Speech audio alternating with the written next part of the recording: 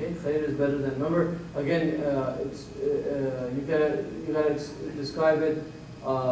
This is showing something is you're actually, how do you say, you're comparing two things. That's khair is using to compare. It's comparing one thing to another. Barakallah feek. Okay, sorry. So Abdul, which one was it? Abdul Mu'min. Okay, Abdul Mu'min. Okay, this is Murakab Tawsifi. And which one was the Mawsuf, brother? Abd. Good. Abd is the Mawsuf, is the thing being described. What about the Abd? What type of Abd? Mu'min. Good. A believing Abd. Okay, and those things are for. Okay, good. There was also another one. It's a feminine Murakab Tawsifi.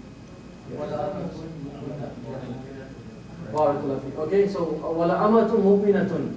Amatun, which means slave girl. Okay, abd means slave meaning a male, and then you have slave girl, which is amatun. Okay, amatun mu'minatun. Amatun mu'minatun, which is a slave girl. So a slave girl, which is what type of slave girl? A mu'mina, a believing slave girl. Okay, so this is mawsuf sifa. Okay. Barakallah. And one of the things just about this ayah is that this talks about that, and then there's in the Quran other parts.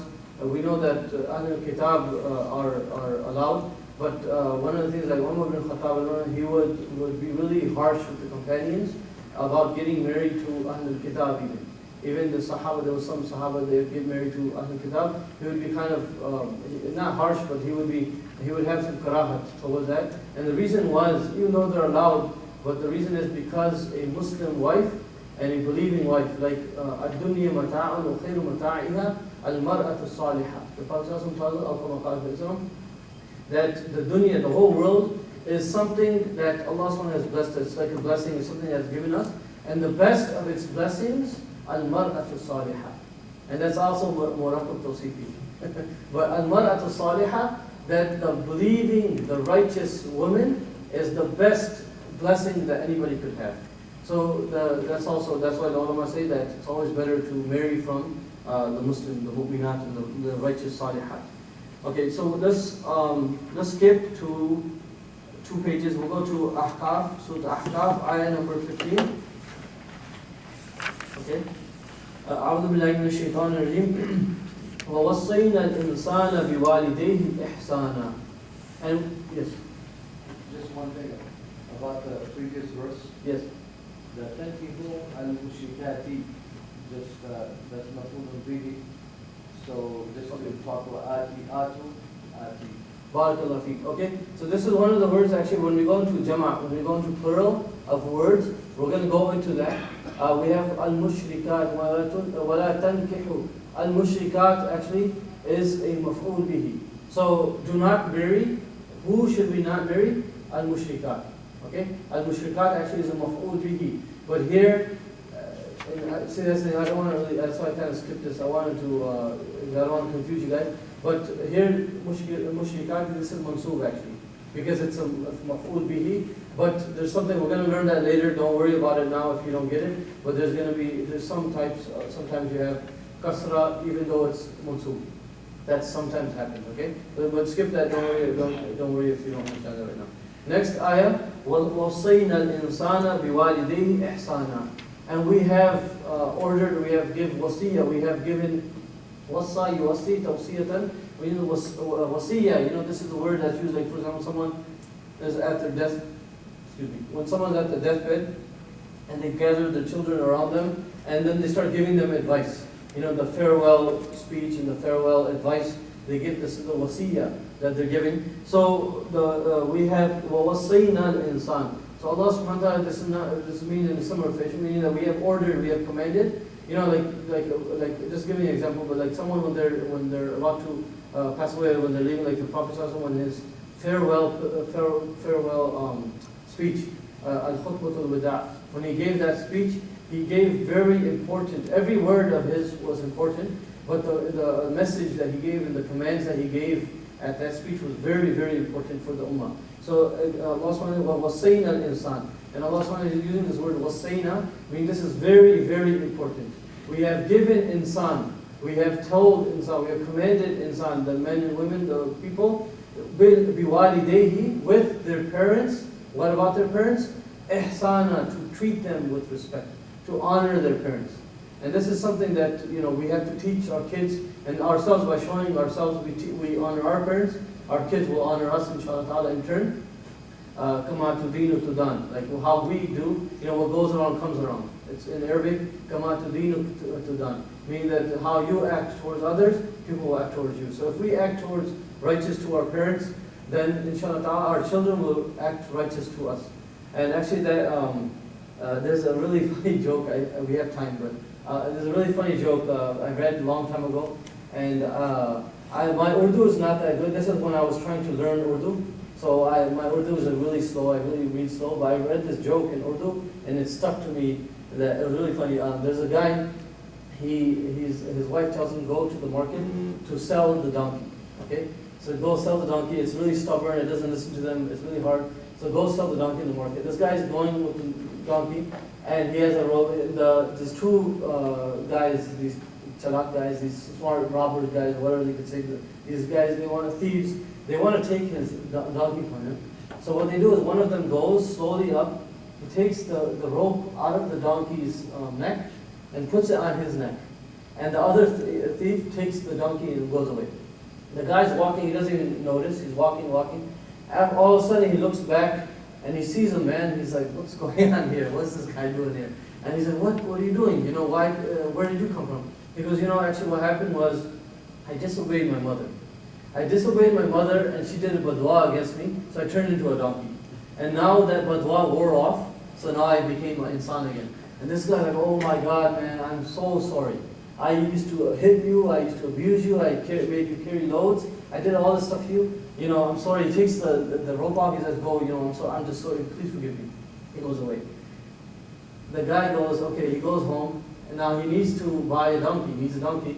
So he goes home, and he gets some money, goes to the market, and he sees his donkey there. So he goes up to the donkey, and he whispers in the ear, he goes, did you disobey your mother again? Okay, so here we have وَوَصَّيْنَا الْإِنسَانَ بِوَالِدَيْهِ إِحْسَانًا. So we ask Allah subhanahu wa ta'ala to give us the tawfiq, inshallah ta'ala, to be obedient to our parents, inshallah, and to respect them and honor them. And again, remember the Jannah is under the feet of our parents. حَمَلَتْهُ أُمُّهُ كُرْهًا وَوَضَعَتْهُ كُرْهًا. Here, I want to just notice the example here. The word here, حَمَلَتْهُ, حَمَلَ means to carry. So حَمَلَتْهُ, who did the carrying? The mother, ummuhu. His mother carried him. Kurhan. Kurhan means with hardship. Okay, hardship. Kurhan. وَوَدَعَتْهُ kurhan. So the pregnancy, the whole 9 months of pregnancy, this is a hardship for the mother, and also the time of delivery is also a hardship for the woman, for the mother, right? So Allah subhanahu wa ta'ala is telling and giving the blessing that look at your mother went through all this for you. How could you disobey your mother in this way? So here, kurhan, this is actually a had. Remember we talked about one of the mansubat, one of the words that are mansub, or they're with the fathatain, in halat al-nasab, is a word that is mansub. Okay? So here we have mansub because it is talking of how she carried him. How did she carry him? She carried him with hardship. How did she deliver him? She delivered him with hardship. So these are had. Okay? وَحَمْلُهُ وَفِصَالُهُ ثَلَاثُونَ شَهْرًا. And the haml meaning the whole period of the breastfeeding and the hamlu, the pregnancy, it's all 30 months. Okay? شهرًا. حَتَّى إِذَا بَلَغَ أَشُدَّ. Until he reaches ashudda. Ashudda, here again, this is maf'ul. This is the object. What does he reach? Balagha. He reaches ashudda, he reaches his age, his strength, and his prime age. وَبَلَغَ أَرْبَعِينَ سَنَةً. And he reaches the arba'ina sana, he reaches 40 years of age. And remember, again, 40 years of age is when a person matures. That's why the Anbiya, like Rasulullah was given Nabuwah at the age of 40. Okay? أربعين سنة قال.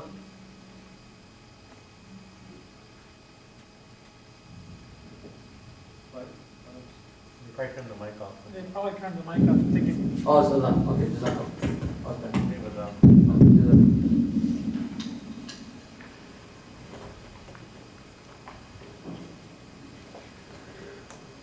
الله أكبر الله أكبر الله أكبر الله أكبر أشهد أن لا إله إلا الله أشهد أن لا إله إلا الله أشهد أن محمدا رسول الله أشهد أن محمدا رسول الله حي على الصلاة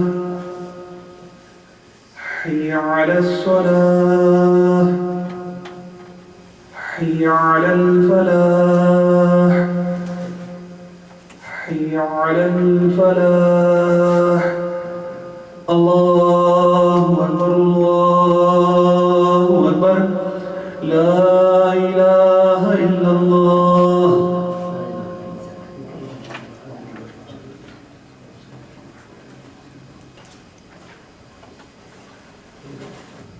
Okay, so here we have the script to Surah Nuh, ayah number 5. أعوذ بالله من الشيطان الرجيم قال رب إني دعوت قومي ليلا ونهارا. Now this Surah Nuh, the whole surah is actually a dua.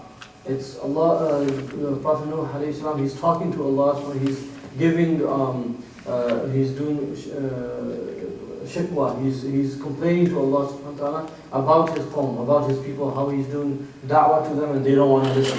So qala, what did he say? Rabbi inni, my Lord. Qala Rabbi, my Lord, oh my Lord, inni, verily I da'awtu, I called. I did da'wah, da'a yad'u da'watan. I called. And also there's a Saturday, I think there's a, mashallah, there's a brother, Dr. Sabil or someone giving a da'wah seminar, inshallah.